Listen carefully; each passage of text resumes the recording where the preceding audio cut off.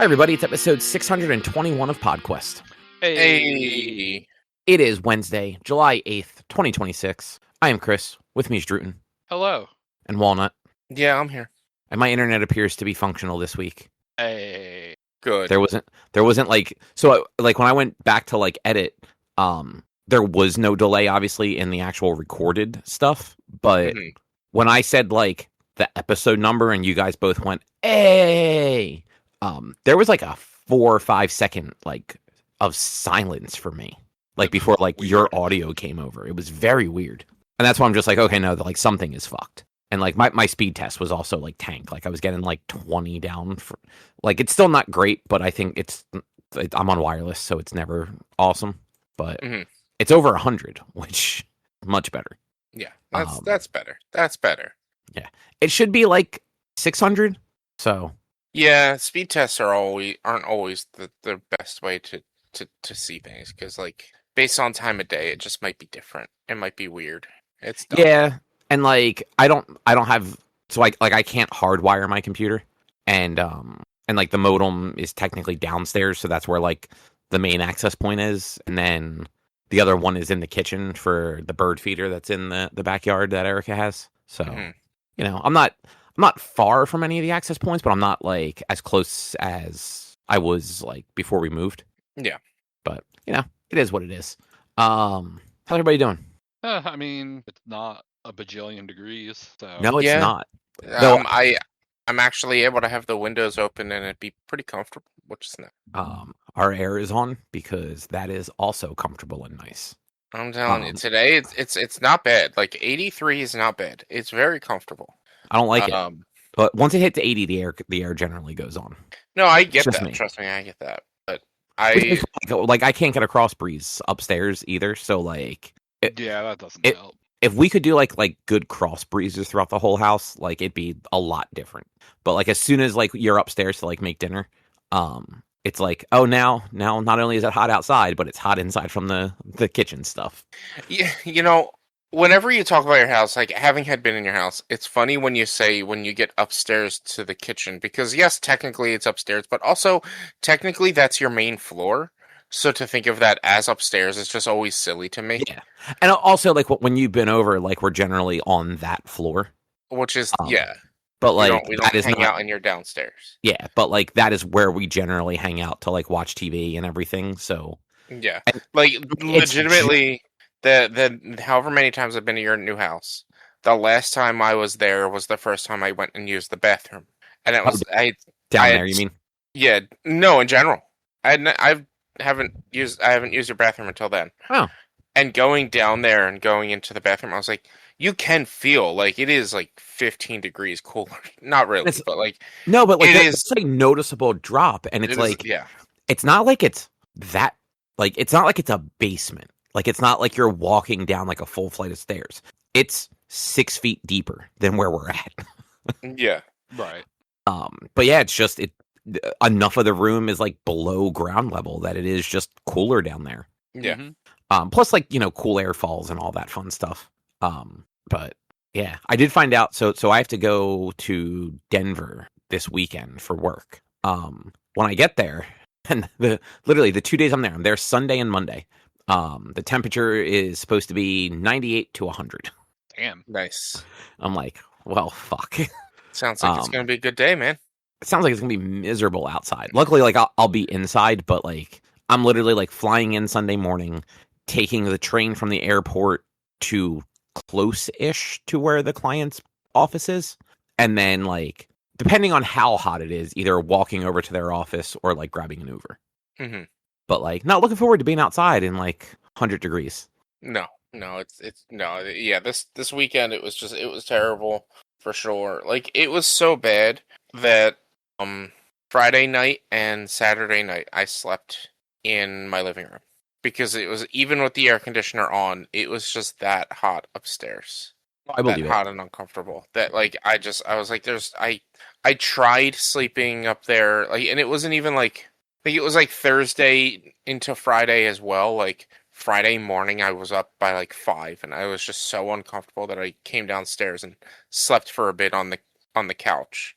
before work, and then I tried to go back to sleep upstairs on Friday night, and it lasted maybe 20 minutes before I came downstairs. And then Saturday, it was like I was just like, nah, it's not even worth trying, and I just went to sleep on the couch.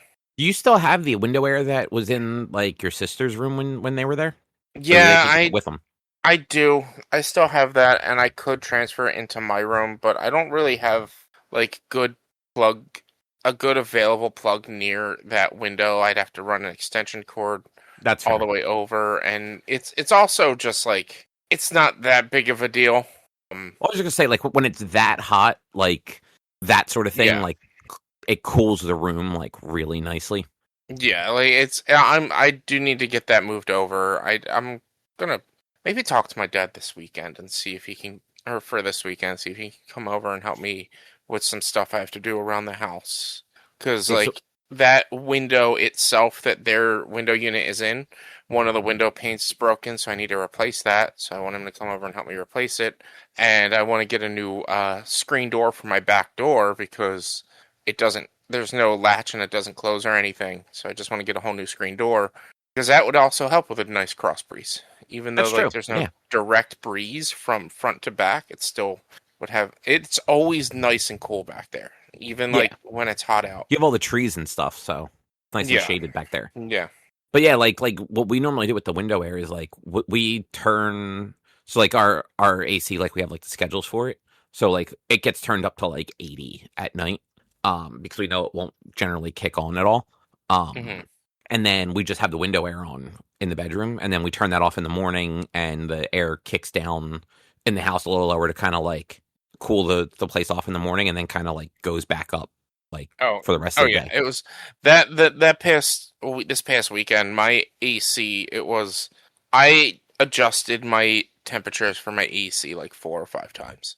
And like my last adjustment was I think the high it's 78 is the highest is where it's generally at, and then like the later into the night it'll drop down to 77 and then 76, but it won't drop lower than 76. It's still within the eco safe temperatures, so I'm like, all right, I guess this will probably help. And like my AC was on literally all day on Thursday was the first day of the heat wave. Yeah, it was on all day. It could not get below 76. Oh, wow. Yeah, that's it couldn't. So then adjusting it, I adjusted it to 77, and it was like kind of hotter that next day. And I think it kicked off and on a little bit more, but not much. And then 78 was like a good like middle ground where like, and you said that in the group chat too, Cobb. You were like 78 in 115 degree weather feels great. Mm-hmm. Yeah. Like, you don't need it to be cold. You just need it to be cool. Yeah, we were keeping it like between 76 and 78 most of those days because it was significantly better, and it kept our AC from running constantly.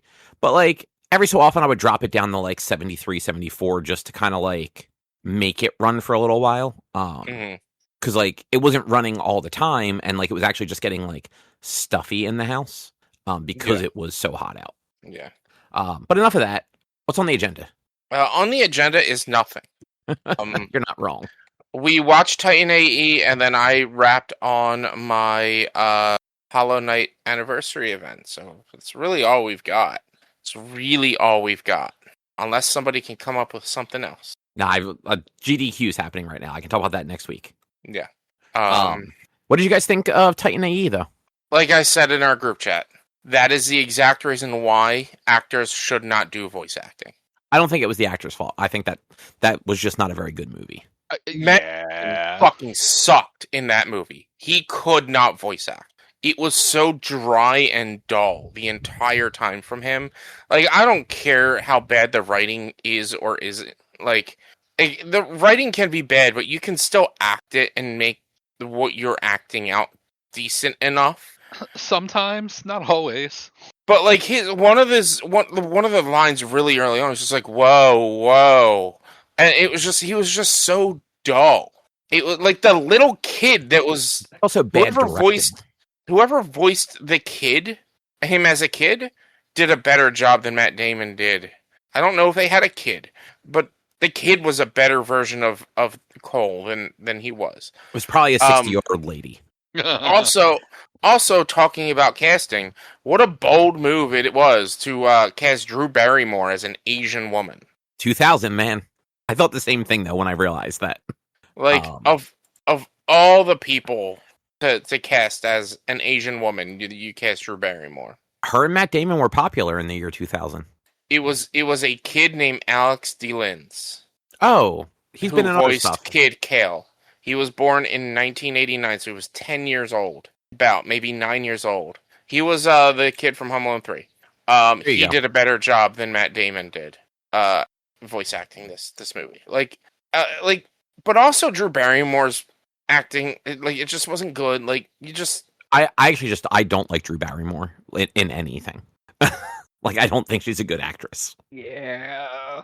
And even I love Nathan Lane, but weird choice for that character. For that character to have Nathan Lane, this is the problem with casting actors as voice actors, especially in the early 2000s. But nowadays, yes, actors are a little bit more versatile. The voice cast for Mario Nathan Lane at least was Timon. is I know, and Nathan Lane was great as Timon. That's what I'm saying. It's not. I don't think it's casting actors as voice actors, because realistically, an actor should be able to do that. They go into it, they do movie roles with accents and voices all the time. I think the bigger problem is nowadays, particularly back in 2000, no one gave a shit. But they want the recognizable name with the recognizable voice. They don't want Chris Pratt doing his Mario impression. They want people to recognize that as Chris Pratt because is going to bring in money. And that's what it was in 2000. Matt Damon was supposed to bring in money. I mean, yes, this was not Don Bluth movies are generally really good. He did The Land Before Time, The Secret of Nim, All Dogs Go to Heaven, Anastasia. He is responsible for the movies that competed with Disney in the 80s. This, from what I saw, is one of the last movies he did. Might be the last actual movie he did, and it's just not very good. Even the animation, because they kept doing that swap to CG. The animation wasn't great. The story wasn't especially good. The dialogue was bad, and not just delivered bad. The whole thing was just kind of a disappointment. And on the point of the plot being bad, and I mean, the story being bad, I fully admit that I spaced out at one point during this movie. But I did a little too. I swear, how the fuck did they go from getting captured by the energy aliens to then being reunited with the pirate? That is a major. That's a major where it was wait, what? Did I miss something? So you didn't quite miss anything. The problem with this movie is it really does not do a good job at showing time. Because, for instance, the events of Earth being exploded to the start of Matt Damon being the voice actor, that was 15 years. It says it right away, 15 years.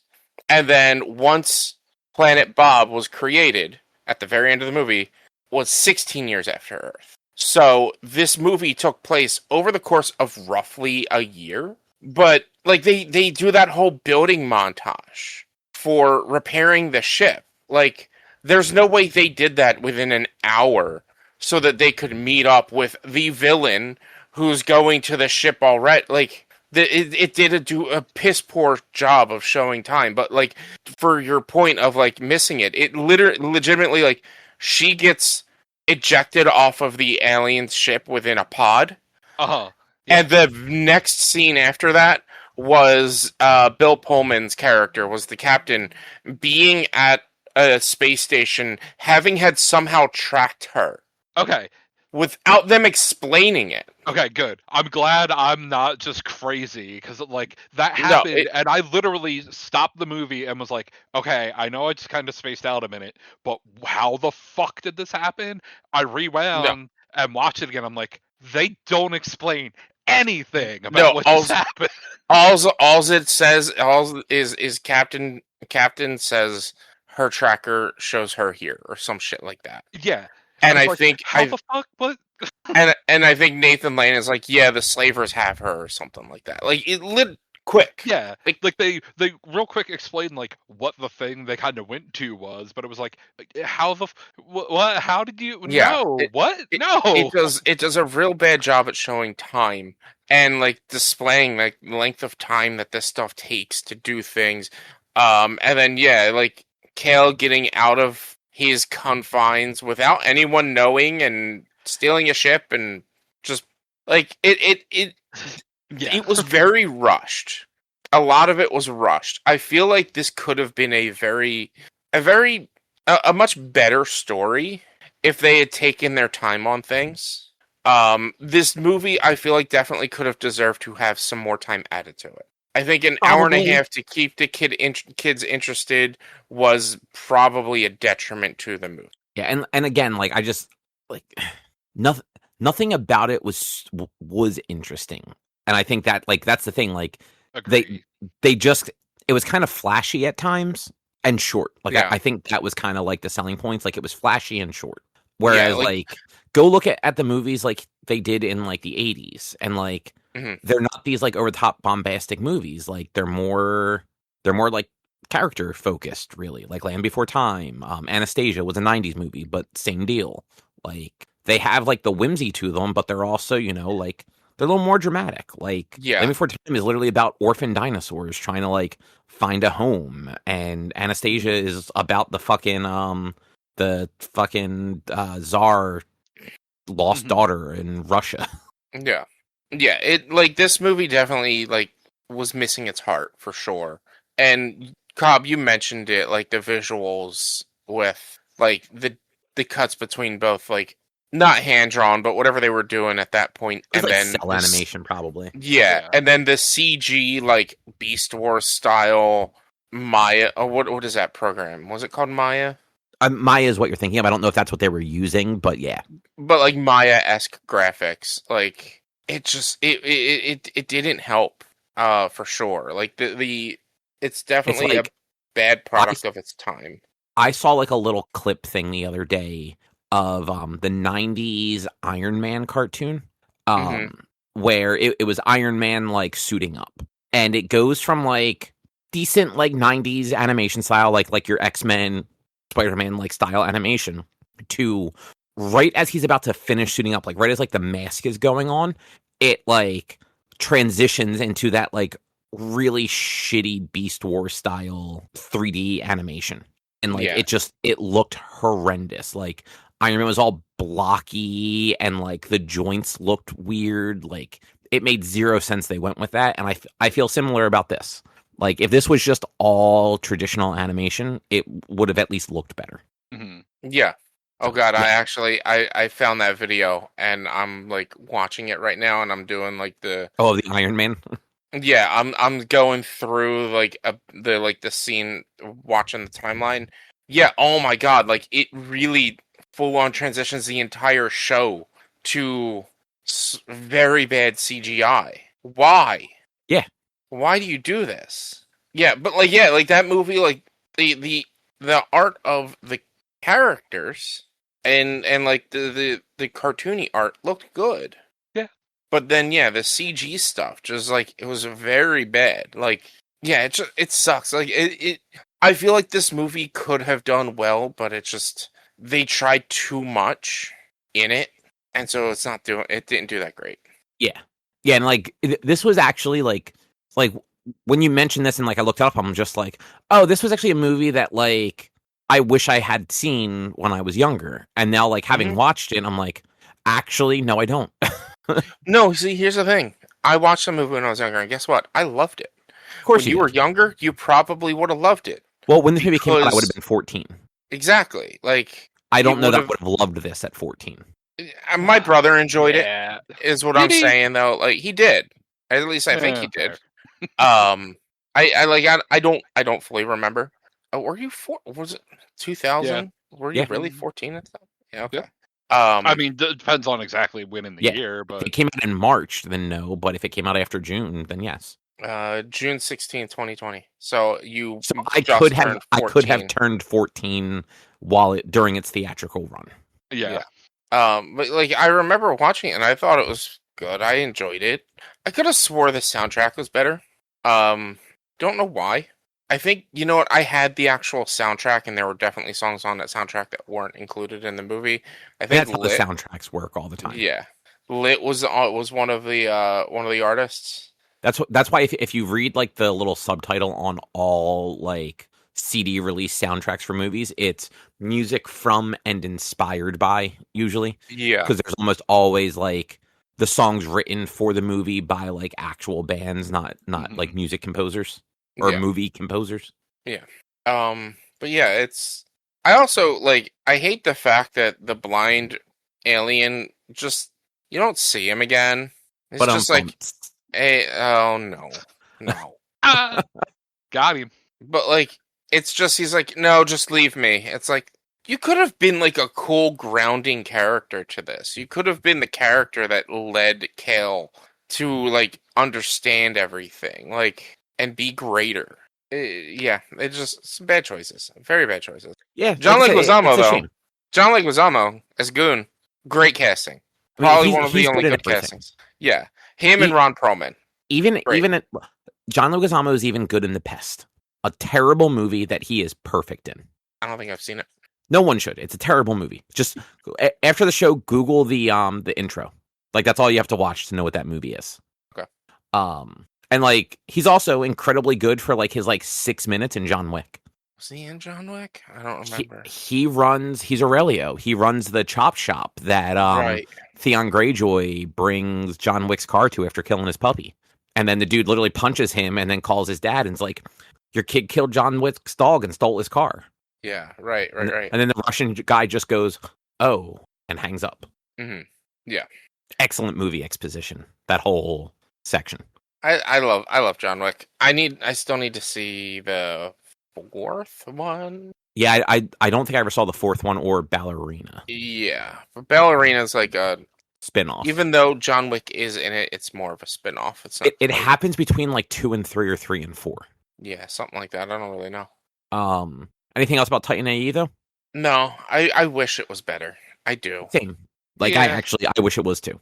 Because like there are a lot of really well done like animated movies between like 1980 and like 2007. Like not that there aren't still good ones being made, but like by like 2007 I feel like the Pixar effect had like fully kicked in, and like a lot of the animated movies there were either franchises like Shrek and Kung Fu Panda or movies that were trying to kind of be like Pixar movies. But like in the 80s and 90s you had like all sorts of stuff. You had like all like the Disney Renaissance movies and like the handful of movies from like pre that, like your Fox and the Hound, Great Mouse Detective, before like Beauty and the Beast and Aladdin. Like you had all the Don Bluth stuff that like legitimately good movies. You had 37 Land Before Time sequels that were progressively worse, but like the first one was great. Mm-hmm. Yeah, and now it's just kind of, like every once in a while there's a not great one, and apparently Titan AE was one of them. Yeah, so according to Wiki, by the way, Titan AE, which came out in 2000, he was director, producer, but not writer. He had 2 more directorial film or things, a music video and a short film. And then he is producer on the to be announced still Dragon Lair, the movie. Yeah, which I feel like has been in development hell for 40 years. Yeah, I'm sure. But also Don Bluth is in his 80s, so yeah, he's almost 90. Yeah, I mean like he was part of the animation department. He was an animator for a short film in 2019, so he's still doing stuff. But like I think like his first movie ever was like Snow White or Sleeping Beauty maybe. Sleeping Beauty. He was an assistant on Sleeping It was Beauty. much earlier. Snow White was like Snow the White. 30s. Sleeping Beauty was the 50s. He was born in 37. I think Snow White's like 30. Yeah. In my mind, I always feel like Sleeping Beauty is the earlier movie, but Snow White is the earlier movie. Mm-hmm. He's also not credited in Sleeping Beauty. No, because I mean, especially back then, he was a production assistant. So yeah, but like he came up in like the golden era of Disney animation stuff. Yeah. So before like apparently he animated stuff. He also animated the original Dragon's Lair movie or video games. Yeah. Yeah. So. Well, hold on. Before we move off onto the next thing, speaking of Don Bluth animated video game, over on Giant Bomb, they have their Blight Club series. Are they doing iNinja? No, they were doing the sequel to Dragon's Lair, Space Ace. Oh. They were in their Blightning round, which are supposed to be games that they can finish in like 1, maybe 2 hour and a half long episodes. It took Dan 13 episodes or something.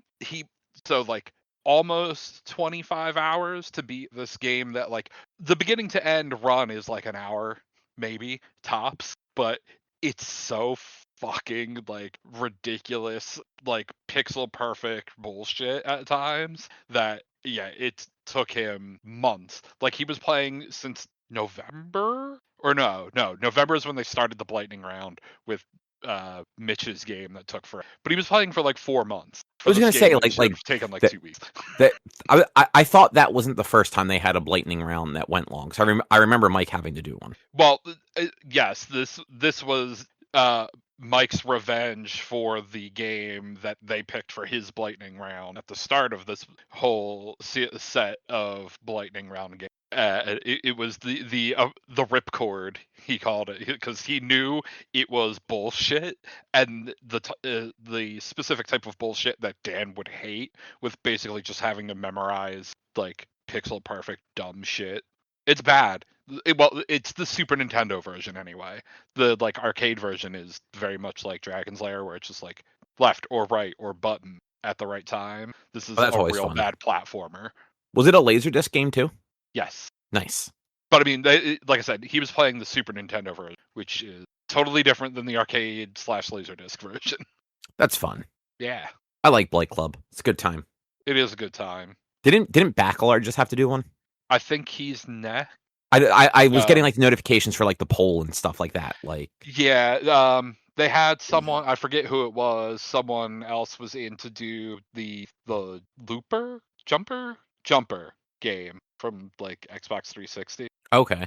That like I definitely remember that box art. I know nothing about the game. Wait, is it the one based on the movie with Hayden Christensen? Yes. Okay. Yeah, that's probably terrible. That era of like. Yeah, that era of licensed games, fucking horrendous. But yeah, then I think Bacalar is after that. But yeah, it's funny that he was doing a Don Bluth game. Yeah, and then we watched the Blue. Anyway, yeah. All right, ready for what's next? Sure. Yeah, let's do it. So Batman: Mask of the Phantasm. Sure. It's on HBO. Okay. It's Batman the Animated Series. It was the. I want to say it was actually a theatrical release too, at like the kind of the peak of that series. Okay, hell yeah, yeah, like that should be good. Yeah, theoretically. I saw it once very very long ago, and I know like it was good enough that they ended up bringing some of the ideas and characters from the movie into the comics, similar to like what they did with Harley Quinn. Like she originated in the show. But like yeah, like Phantasm and some of that stuff actually became part of like proper Batman like canon in the comics. Mm-hmm. So there's that. Nice. But yeah, in 2 weeks we'll watch Batman: Mask of the Phantasm. Catch us, Phantasm. Yeah, I was looking, and in my head the episode Heart of Ice was like a 2-parter. Apparently it's only 1 episode, and I was shocked because I was going to just have us watch Heart of Ice because it's so good. It's the Batman the Animated Series episode that won an Emmy. Mm-hmm. But yeah, it's just 1 20-minute episode, so I decided to go Mask of the Phantasm instead. Mm-hmm. Makes sense. Yeah. But other than that, Richard, how'd your Hollow Knight event go? Did you just use my full-on legal name? Yeah. That is why. Are you mad at me? Just the given name. Are you? He didn't middle name you at least. Yeah. No, but still, like or last name or what's that thing when somebody's like a third or a fourth? A suffix. Yeah. I didn't give you a random suffix. That's just oh my god, that was so weird to hear my full name come out of your mouth. It's like if I called you Christopher instead of Cobb. Like. So well, look, sometimes you're not paying attention, so it's the easiest way to see if you're actually paying attention. look, I am always paying attention. It just sometimes takes me longer to process what you say. Okay. Anyway, yeah, I finished my Hollow Knight event. My 5-year stream anniversary ended. It took about 12 play sessions or 10 play sessions. We ended with 122 lives or 122 deaths because we had 122 lives.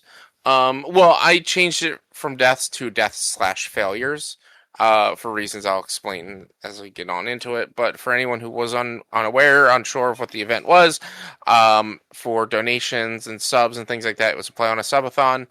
Every donation, every sub added total number of lives, and based on the total number of lives and basically the money we raised, added different challenges, including up to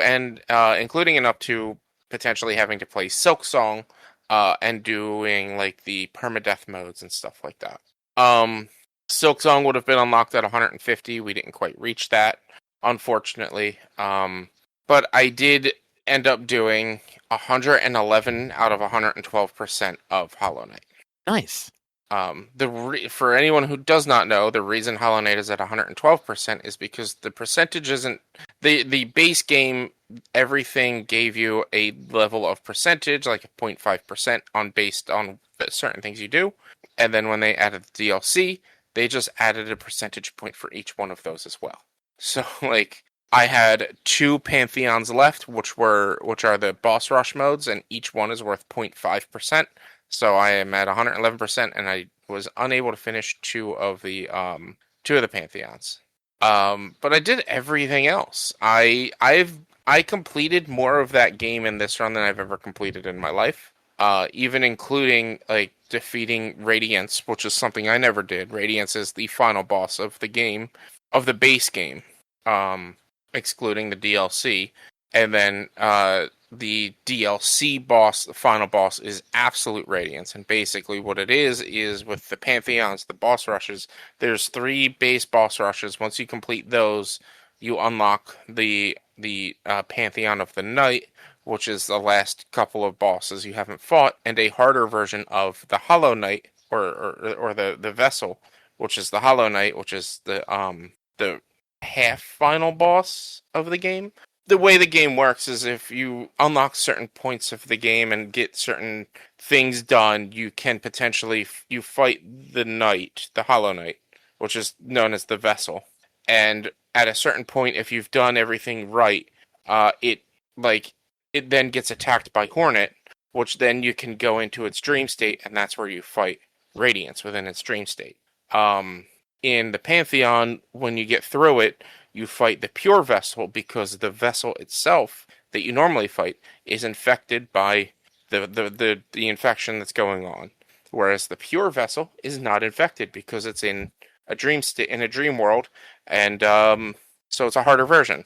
And once you do that, once you complete the trial of the Knight, you then have to fight the Hollow Nest trial, which is every boss in the game, all 42-ish bosses, including Pure Vessel, and then Absolute Radiance, which is a harder version of Radiance, the final boss in the game. And then it does give you like another alternate ending if you were to do that.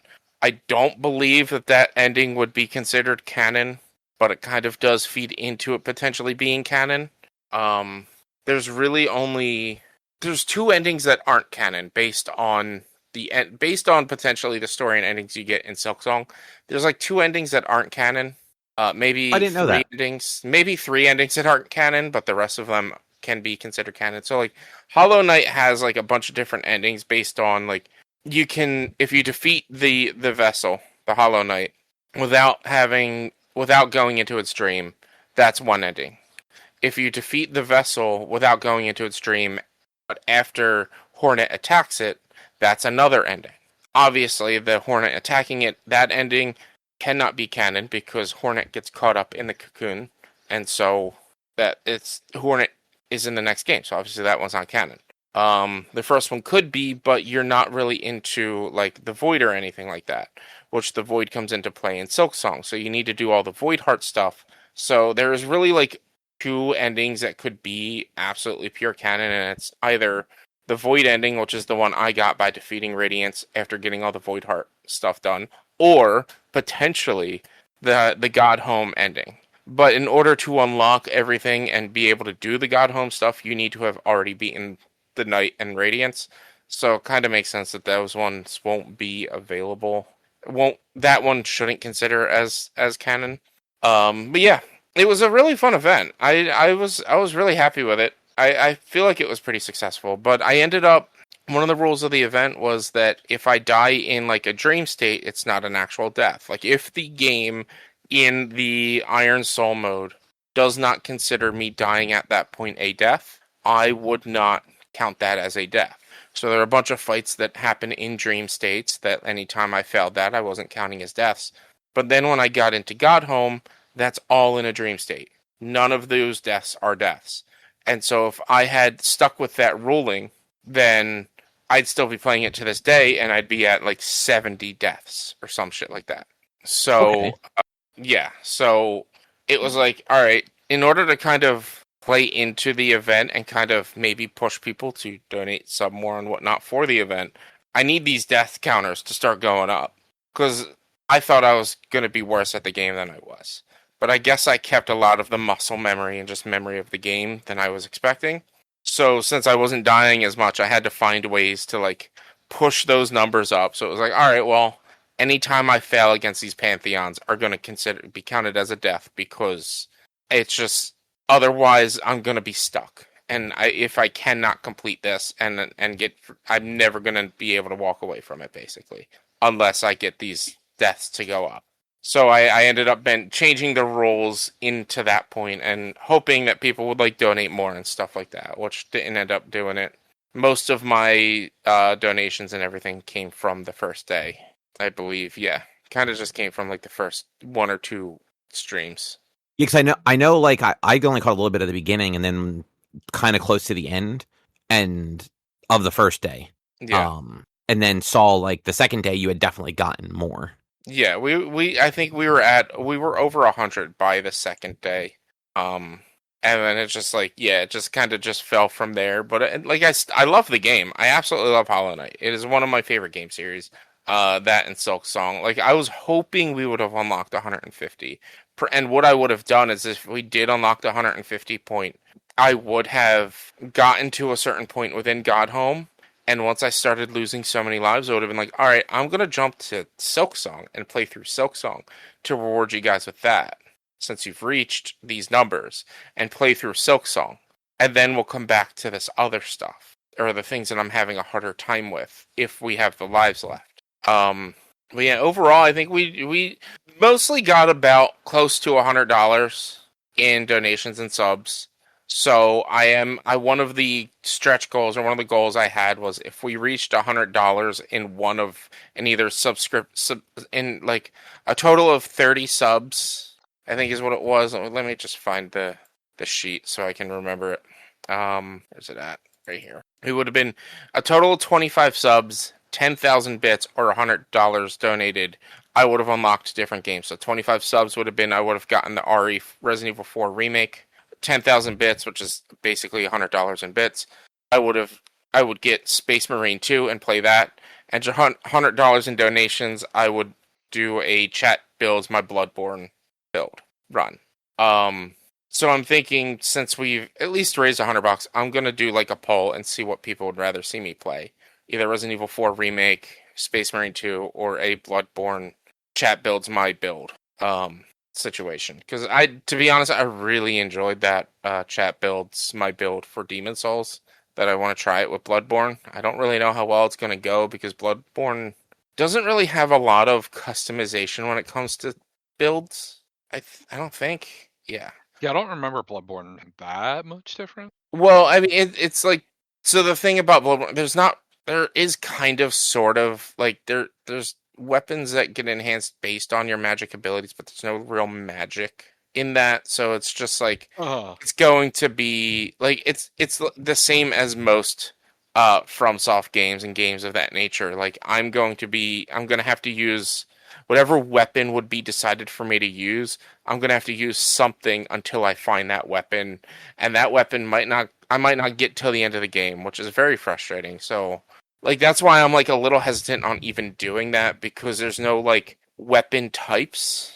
For instance, I like in chat builds Bloodborne or chat builds Demon Souls. I was like fist weapons, this type of weapon, that type of weapon. Whereas this, it's like you can use your chainsword or your axe or your whatever starting weapons or whatever weapons you find throughout the game. Which, if you don't find the weapons throughout the game, I don't know if there's fist fighting, but I don't want to play that game without a weapon. So it would be really hard to figure out depending on whatever weapon, because that's how it would end up being, is whatever weapon people would choose instead of whatever type of weapon. Mm-hmm. And then like the armor doesn't really do like it would be the same with armor as well as it was with Demon Souls. So like it's the customization ability. It doesn't come into play all that much. I don't think. But it would be fun to like build a character around one thing, and then once I get that thing, have that maybe use a new weapon that I haven't used in a while or haven't ever used. There's 26 weapons in the game. Wow, that's more than I thought there were. Yeah, I didn't realize there were that many. There's a lot of weapons. That's the problem. It's the problem with a lot of FromSoft games in general. Is like that was like my issue with one of my issues with Lies of P is you get a weapon early on and you start to learn it, and then you're near the end of the game when you get these really cool weapons. It's like, oh wow, I would love to use this weapon, but that would mean I would have to respec and I would have to re-roll everything and I would have to learn to use the weapon, and I'm 10 minutes from the end. So why would I do that? I'm just going to use the weapon I use. There are a ton of different weapons in Bloodborne. So it wouldn't be like weapon types. And then there's the guns, which are your one of them is a fist weapon. But yeah, so that's how the chat builds would be. It would be like, what's my main weapon? What's my firearm? Am I allowed to use Hunter's tools, which are the magic, or maybe I would select like which Hunter's tools, pick 1 or 2 Hunter tools I can use or something like that. I'd have to figure it out. But yeah, so that's what I'm thinking. Like, since we raised at least $100, I'm going to do a poll to see which one of these 3 we do. Because the only one I don't really want to do is Resident Evil 4 Remake, because I really don't see a reason to that game existing. But I know people would want to see me play that, so it was on the list. But Space Marines 2 for sure, and Bloodborne, I would, even though I just played it last year, I would love to play it again, because I enjoy that game a lot. But yeah, so that's really it. Like, the event's over. It was fun. I ate quite a few. It went on for like a month, right? It was 10 streams total. But it took about a month, but it was about 10 streams. You're doing it like once or twice a week, right? I was doing it. I would do it basically 3 out of 4 streams or 2 out of 3 streams, depending on how I streamed. It's 2 to 3 times a week. It would be the game I was playing, unless I was playing on Thursday. Oh, okay. For some reason, I thought you did it a little bit less than that. Like, I thought you were doing something else in the in-between. No, so to be honest, I took a lot of time off in this past month. I didn't stream as much. So that's part of it. Like I was also changing my schedule to streaming on Wednesdays instead of Tuesdays, and so there were a few more Wednesdays that I might not have streamed, or I might have streamed less time. And then I straight up took last week off because of just not feeling it anymore, not feeling doing stuff. So I took like the whole week off last week of streaming. So yeah, like it would have been done sooner.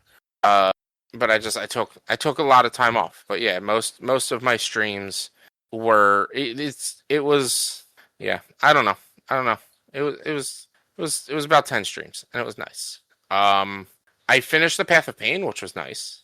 Kyle, yeah. I feel like you should you like platforming. I feel like you should try the Path of Pain. I feel like you should play Hollow Knight, to be honest. I tried Hollow Knight and I just couldn't get into it. I don't know why, man. I guess because you're not big on combat, and the combat's a little bit more. Especially not with platforming games. Like if I'm platforming, I want to platform. I don't want to be like worrying about enemies too. You know. See, I don't really consider this game a platformer. Like, I mean, it's a Metroidvania, which is platformer adjacent, but it's a combination of platformer and action. I think it's not a bad game. It's just like didn't really click for me. I did last night. There was a run of Silk Song, and that was actually cool to watch. Just like because like it's they don't really break the game. It's just a lot of like optimal movement and stuff like that. Yeah, a lot of sequence breaks and stuff, I'm sure. But and like in some cases like they just weren't landing the breaks they wanted. Like there was one boss they fought early on that it was almost like the first boss in Super Mario World, where it's the platform like in lava, and the runner was like, I'm trying to stun them on the edge of this platform because if they stun here, I can knock them off the platform and the fight ends. Mm-hmm. It's like, but they just won't fucking stun there. Yeah, I remember what's I know what's her name. What's her name? Yeah, I don't know who you're talking about. But and then it was just like some of the boss fights and stuff. Like they're not like they're not breaking any of these fights. They're just really really fucking good at them. And one thing I noticed I didn't realize that you could do in that game, because usually when I see a game like that and there's like walls or stretches of floor where like it's spikes, that's usually just insta death, spawn back at like the last platform you were on. I guess in this game, the character has like a downward thrust attack where it like you jump in the air and like you kind of like do like a diagonal thrust with the weapon. And that was like their movement tech. Like that's what I guess that particular move is a faster way to move than running. Yes, but they were actually using it to bounce off of the spiked floors and stuff. That is design of the game. Like if you were to watch a run now, specific spikes within Hollow Knight, at least you don't generally bounce off them, but there are like spikes that you bounce. Like that's part of the general movement of the game. In like the downward attack is based on a specific crest that you're wearing within Silk Song to get that downward attack. Which was that though? I think that was the one I used when I was in combat, and then if I were doing platforming, I would switch to a different crest.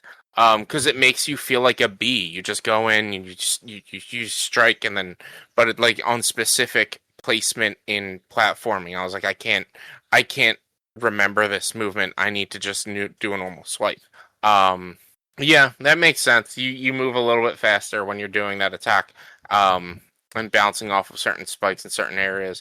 The boss you're talking about, it was Lace. I know that fight. That fight was great. Yeah, I love Silk Song. I really do. I wish we got to the point where I could have played it again. Maybe next year. Next year's your Silk Song event. Well, maybe depending on like if they release any sort of DLC or anything with it that can make it worthwhile. However, like there's not that many challenges. Like that's part of the reason why it was 110 was my last Hollow Knight challenge and 150 was my first Silk Song challenge. The reason it was that far was because there's kind of way less to do in Silk Song. Like I was able to break it down more because there is technically 4 endings to the game. So, like, I was able to break it down, like, at 150, I had to play through Silk Song Act 1. At 160, I had to play through Silk Song Act 2 and get the base ending. At 170, I had to get the Twisted Child ending in Silk Song Act 2. And then at 180, I had to get, like, the ending of Silk Song Act 2, which unlocks Act 3. And then at 190 would have been the Path of Pain within Silk Song, and then 200 would have been the Iron Soul runs. Like that's really all there is to it. There's no trials, there's no like God Home, no boss rushes or anything like that. So like I'd have to look into like how much I would break it down. Like I could break it down for like different number of bosses. I'd have to look into how many bosses you actually have to do. Yeah, I don't really know if Silk Song would be made well for this type of an event, at least without like an update with a boss rush or something. Have you done the flea thing, the flea circus thing? Yeah, I did that. Yeah, I only knew that was a thing from the run yesterday. That was like an incentive they did to get like top score in all 3 or 4 of the little mini games. Yeah. Which, I mean, I guess that could be another part of the challenge is, like, add the flea circus to that. The flea circus is really fun. I love that. I love Silk Song. I really do. Yeah, I would have to plan it, but I know I have to plan something different for next year. I don't know what it's going to be yet. I haven't started. I'm obviously not going to start planning it for at least a couple of months. I don't know what other game I can look into that would be Super Mario Brothers Special. No, I ain't doing that shit. But it's special. No, I'm not. I'm not doing any sort of challenge Super Mario Bros. Shit. Oh no! The Super Mario Brothers Special isn't a. It's not like a Kaizo. Yeah, no. It's the actual. It's the official PC release of Super Mario from late '80s, early '90s. It was before id Software figured out how to make games have seamless scrolling on PC. So you know how like when you play like the original Mario Brothers, like you just run to the left and the game just moves with you. Mm-hmm. There's no transitions. Versus you've played Link to the Past at least a little bit, right? Yeah, I beat Link to the Past. That was one of the incentives last year, man. Really? Come on now. So like Link to the Past, when you hit the edge of the screen, it transitions to the next screen. It's not like a seamless cutover. That is what Super Mario Brothers Special does. But the levels are slightly different from the original Mario Brothers, but you have to legitimately make blind jumps. Worse than like in the original game because the spacing doesn't really work out because you can't like just make those like running jumps where like you just hit the very last available pixel. You're just jumping into nothing and waiting for the screen to transition to the next like view. Yeah, it is truly horrendous. Yeah, no, not doing that. Nor should you. At least it is very easy to like essentially infinite lives. True. Get yourself infinite lives because the game doesn't scroll. You can just trap a turtle basically at the edge of the screen and just jump on it once and just sit there and let it give you infinite lives, as many lives as you want. Although I think they found out that if you go too far, it wraps back around. Yeah, it goes into like the negative or something weird. Yeah, that was a weird game. It was a real weird game. Yeah. But you know, I think that is actually probably an episode. Yeah, that's a show. Yeah. None of us did much. Yeah. I started watching What We Do in the Shadows, but like I haven't finished it yet. Very good show. I had no idea what it fucking was going into it. It's nice. So fun. Colin Robinson may be the best character in that show. 100%. Especially the season where he's a child. You know, we did not get that far. Oh, yeah. How far did you get? Like the start of season. So I think it's the end of season 2, or maybe the end of season 3. Colin Robinson dies on his 100th birthday. And then a baby crawls out of his chest. Only the baby has his adult face on it.